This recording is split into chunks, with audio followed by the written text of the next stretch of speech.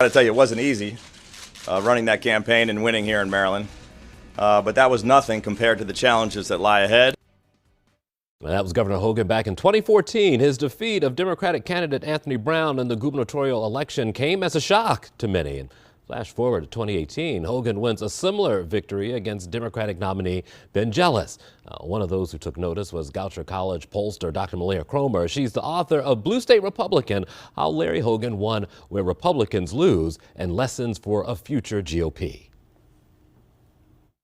Joining us more on the governor as he leaves office now is director of the Sarah T. Hughes Center for Politics, Dr. Malia Cromer. Good to see you. Hey, thanks for having me. We brought you here because you wrote the book Blue State Republican, all about how a Republican governor can win in Maryland. And one thing I took away from is that he came across as a man of the people. And you said, like, he's more Larry than Lawrence in front of a lot of the electorate, yeah?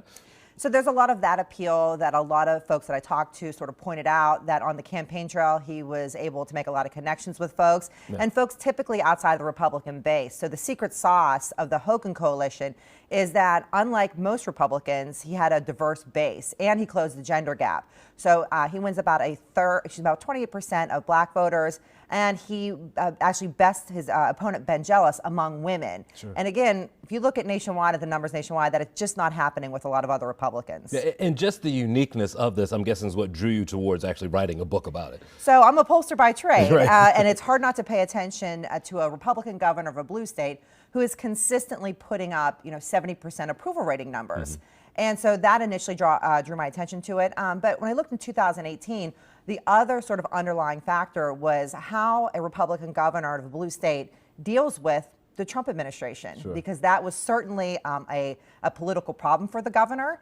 And so those are the two really big factors of why I wanted to write the book about Larry Hogan. Tell me about the role that pocketbook issues, things that we all care about, whether it's paying tolls or maybe it's the rain tax. How did that resonate, and was that a big thing that propelled him? Absolutely. It certainly propelled him in that first election. So again, if you look back to the O'Malley years, former Governor O'Malley made a lot of tough decisions during that time of economic recession. He chose the path of investment over austerity, but investment cost state tax dollars. And Hogan then pushed back against the sort of spending of the Maryland state government. The rain tax really caught on. That was the messaging magic of the first time around. But he consistently focused on economic issues, and these are issues that don't turn off Democrats. So the cultural issues, especially the ones that the Republican Party are embracing now, Democrats aren't on board, but Hogan focused almost solely on economic issues in his messaging throughout his time, and that certainly helped him win that second term. Yeah, one thing that did turn off some Democrats was the red line. That became a big issue because it was positioned against a project that was out in Prince George's and Montgomery County. Same thing, a rail project out there versus a rail project inner city. Did that hurt him with folks here in the city? Well, it's difficult for a Republican to do really well in Baltimore City anyway. It is mixed of whether it actually hurt him among voters here in the city. So there's voters who wouldn't have voted for him anyway. He was more of a roads and highways governor, certainly, than a transit governor. The red line will become an interesting part of his legacy for public policy analysts, not pollsters, to look at down the line. There's some folks who said that once Trump got into office, there was fear that for him, that it was doomsday for Hogan. But he managed to not only weather it, became a big ally, a big critic of the president at that time. How does that play? So the Trump effect is a really big part of Hogan's story. After Trump wins in 2016, immediately the conversation changes to not how popular Larry Hogan is, to whether this Republican governor will certainly pull him down and wash him out of office in 2018.